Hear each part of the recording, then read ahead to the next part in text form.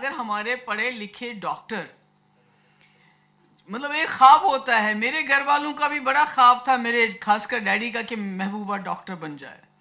پر میں نے جموں آ کے، that was the best period of my life when I was in Jammu in college.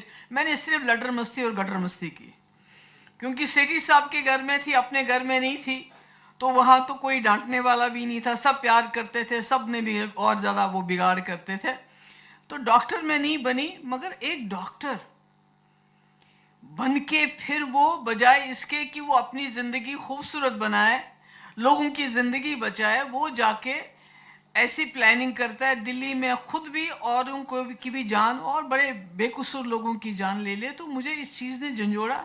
میں نے کہا کہیں یہ جو نئی جنریشن ہے، ابھی ایک چھوٹے لڑکے نے بولا، آئی تھنک پنچ سے تھا وہ، تو بہت اچھا لگا مجھے. تو ہمارا کوئی ان کے ساتھ ڈائلاگ ہی نہیں ہے یوتھ کے ساتھ، کہ وہ کیا سوچتے ہیں، وہ کیا کرتے ہیں، ان کے ذہن میں کیا پریشانیاں ہیں، وہ کس سے بات کریں. مجھے یہ معلوم نہیں ہے کہ جموں میں کتنا آپ بول سکتے ہیں، کشمیر میں آپ بات نہیں کر سکتے. کشمیر میں ابھی شکیل صاحب کہہ رہے تھے کہ آپ بہت ہی تمیز سے، تہذیب سے بات کریں گے.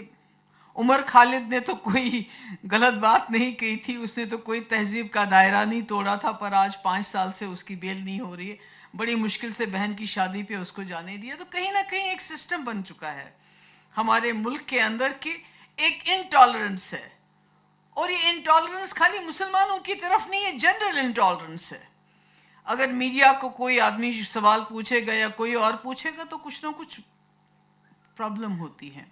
تو مگر آج جہاں چیلنجز ہیں، میں کہتی ہوں اس کے ساتھ اپورچونٹیز ہیں. تو چیلنجز اور اپورچونٹیز الگ نہیں ہیں، سوال اور جواب ہوتا ہے. تو جہاں سوال ہوگا وہاں جواب بھی ضروری ہوگا. اس لیے مجھے لگتا ہے ہمیں ہمت کھونے کی ضرورت نہیں. مجھے معلوم ہے کہ ہمارے مفتی صاحب جو جموں میں اتنی جلدی، میں نے پروگرام اس لیے کیا کہ ابھی ایک ایکٹیوسٹ ہیں، انہوں نے یہ کہا کہ جموں اور کشمیر کو ملنا چاہیے، اور ساتھ ہی میں انہوں نے کہا کچھ اس طرح کی بات کی نہیں. مفتی صاحب نے جموں کشمیر کے لوگوں کی، خاص کر جموں کے لوگوں کی خواہشات، جو انہوں نے یہاں ووٹ دیا تھا بی جے پی کو دبا کے، اس کی قدر کی تھی، اور جموں کے لوگوں کی قدر کی تھی. تبھی اتنا بڑا مشکل فیصلہ، یہ آسان فیصلہ نہیں تھا کہ کہاں پی ڈی پی اور کہاں بی جے پی. پر مفتی صاحب نے کہا میں جموں والوں کو کون سا جواب دوں گا، ان کو کیسے میں پاور سے باہر رکھوں گا جب انہوں نے 28 ممبر چنے ہیں.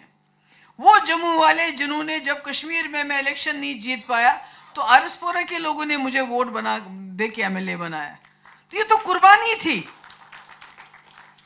ہم نے تو کسی کو اس طرح نہیں دیا تھا، بلکہ اس طرح اس سے چھپا کے رکھا تھا کہ تاکہ جموں کشمیر میں سرکار بنا کے ہم باندھ لیں ایک دوسرے کو، شرطوں میں باندھ لیں کہ اگر ہم آپ کے ساتھ سرکار بناتے ہیں تو آپ نے کون کون سے کام کرنے ہیں. اگر موقع ملے تو ایجنڈا آف الائنس پڑھیے گا. میرے خیال میں جو جموں کشمیر کی سمسیا ہے، چاہے وہ جموں ہو یا کشمیر ہو یا لداخ ہو، ان تمام سمسیاؤں کا سمادھان آپ کو اسی ایجنڈا آف الائنس پہ ملے گا.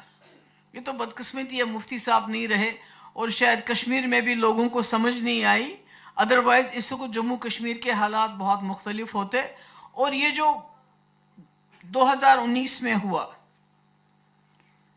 تو یہ کیا وجہ تھی؟ مہاراجہ جی جو تھے، جنہوں نے یہاں یہ جو ہماری نوکریاں، ہمارے ریسورسز، ہماری ریت باجری، یہ کہا تھا کہ یہ جموں کشمیر کے لوگوں کے لیے. کیوں کہا تھا؟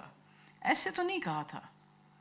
ان کی سوچ اس وقت یہ تھی کہ جموں کشمیر ایک مختلف ریاست ہے، یہ ایک چھوٹا سا ہندوستان ہے، ہندوستان کے اندر ایک چھوٹا سا ہندوستان ہے، اور اس کو سنبھالنا ہے. It's an idea of India. آپ پورے ملک کو جا کے دیکھ لیجئے، جو idea of India Kashmir, Jammu Kashmir, Ladakh کو دیکھ کے آپ کو دل میں آتے ہیں، وہ کہیں نہیں ملے گا آپ کو. اس کو پریزرو کرنے کے لیے 370 تھا. اب مجھے بتائیے، یہ تو کشمیریوں کو سزا دینے کے لیے اٹھایا گیا، مگر سب سے زیادہ اگر اس کا نقصان کہیں شروعات ہوئی تو وہ جموں سے ہوئی.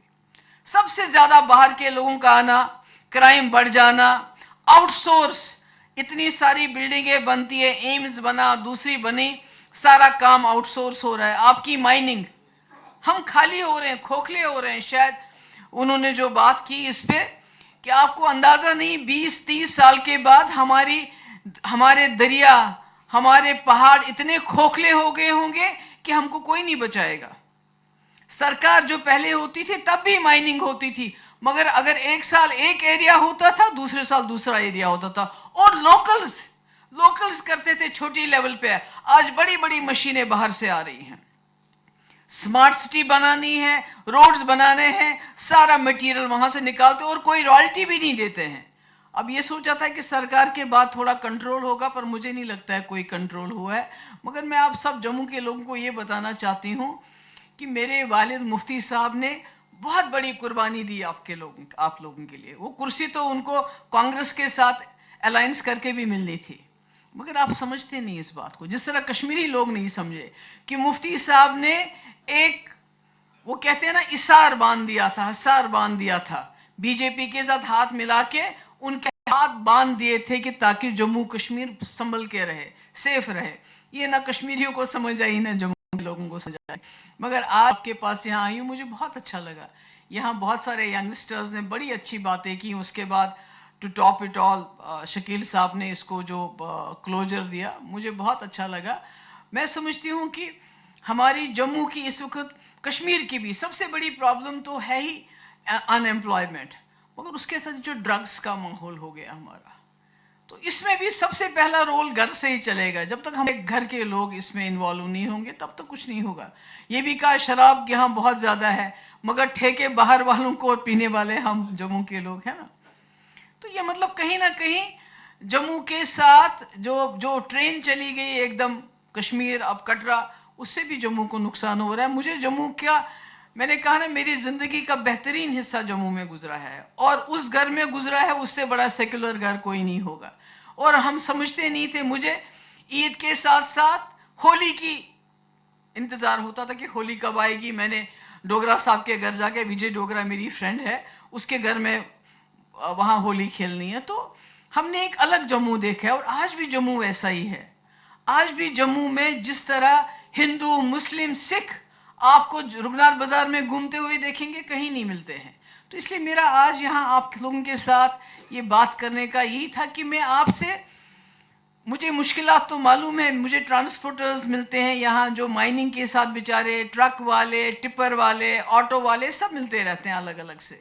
اسٹوڈنٹس اوپن میرٹ کے، اوپن میرٹ میں اب یہ بڑا ڈائسی سوال ہے. اس میں ہمارا ہے آبادی کے حساب سے آپ لوگوں کو اپنا حصہ دے دو، جتنی جس کی آبادی. اگر ریزرویشن والوں کی آبادی زیادہ ہے، اس میں کہیں بڑھانے کی ضرورت، بڑھائیے، مگر جو اوپن میرٹ والوں کی آبادی ہے ان کو اس حساب سے دے دیجئے، تاکہ کسی کو نہ لگے ہم سے ناانصافی ہو رہی ہے.